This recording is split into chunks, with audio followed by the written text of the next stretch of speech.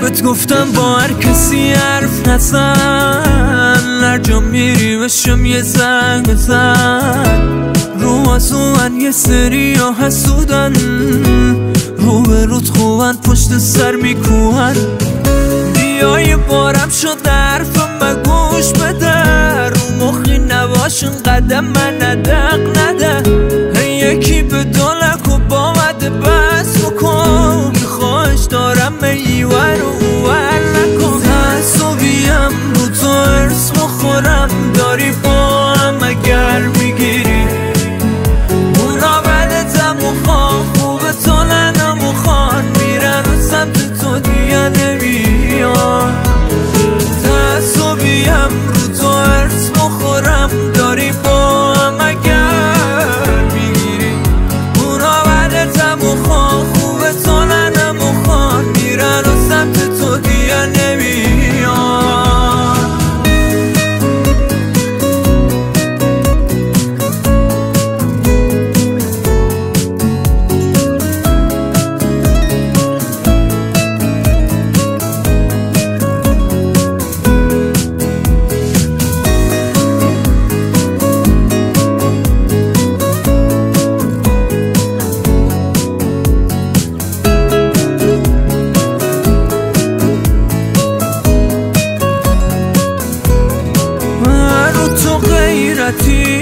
باش بیفتم میدم همه زندگیمم.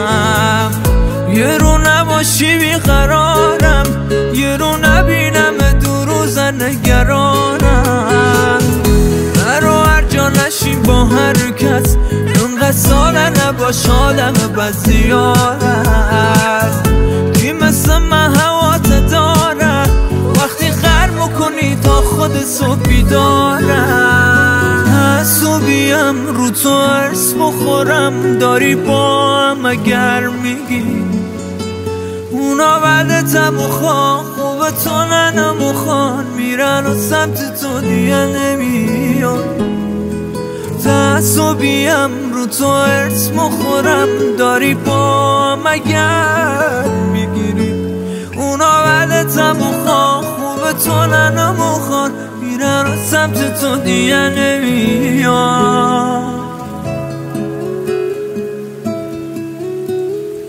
فرشاد آزادی، آرش مستشیری.